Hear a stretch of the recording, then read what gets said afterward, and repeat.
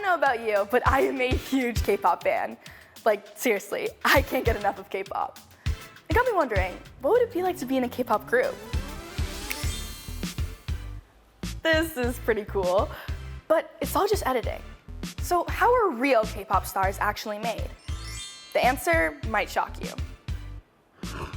This is Can Explains the making of a K-pop star. K-pop stands for Korean pop. It's pop music that's made in South Korea. When you think of K-pop, you might think of groups like BTS and Blackpink, or artists like Zico and Taeyeon. The stars of the K-pop scene are known as idols. Becoming an idol is not easy. Hopefuls have to go through years of training, and there's still no guarantee that you'll get to debut. Debut means going from trainee to actually making and releasing music as an idol. According to a study from 2011, the most recent one we could find, for every, say, 100,000 teenagers who audition, only 1% will go on to become trainees. Then among those trainees, only about 0.1% will eventually go on to debut as idols. The K-pop industry is mostly controlled by a handful of entertainment agencies. The agencies handpick members for groups, decide who gets to debut and who doesn't, and make most of the creative decisions for K-pop stars. They also run the K-pop training academies. The training is known to be very difficult. For those who make it, it can be a gateway to superstardom. Here is Sandara from 2NE1 talking about her days as a trainee. 후회하진 않았는데 맨날 울었던 것 같아요, 그냥. Trainees are usually 14 to 16 when they start training, but they can start even younger. That's Boa from SM. She started training at just 11. Trainees leave their families and live in dorm-style apartments. Some move thousands of kilometers, like Rosé from Blackpink.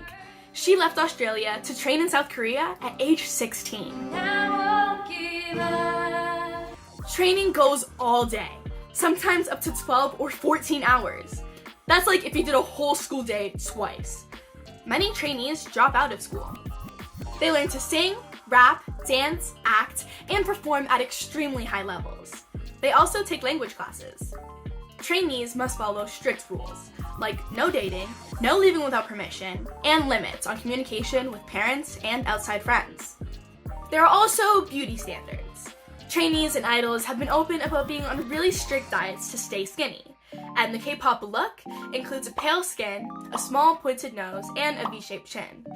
Cosmetic surgery to achieve this look is very popular in South Korea.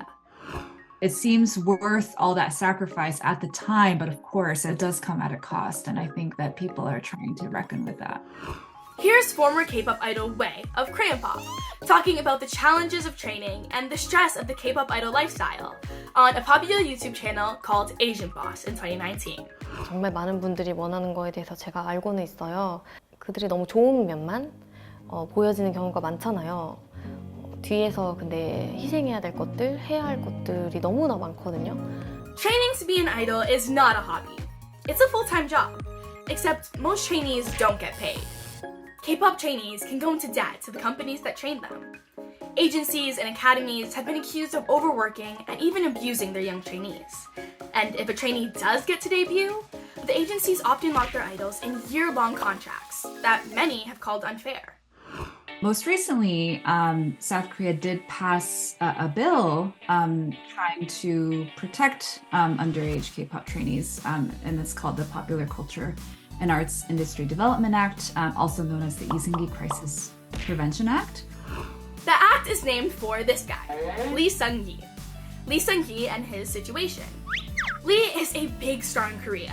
He's 36 now, but debuted as a singer at 17.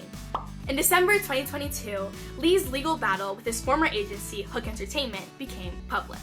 The idol claims that Hook exploited him for 18 years and didn't properly pay him for his work.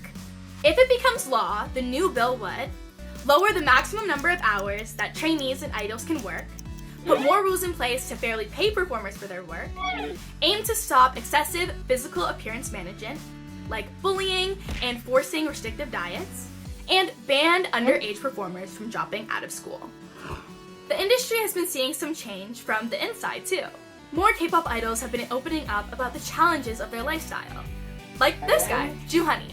He debuted with Monsta X in 2014. In an interview done with Billboard magazine, he said he wants to inspire more K-pop artists to feel comfortable expressing themselves. Just listen to his new solo single, Freedom. My way, 'cause nobody can take it. Feel my freedom, feel my freedom, freedom. Being a K-pop fan can be really fun. Becoming a K-pop idol, on the other hand, seems pretty challenging. For now, I'm happy to be a Kids News contributor.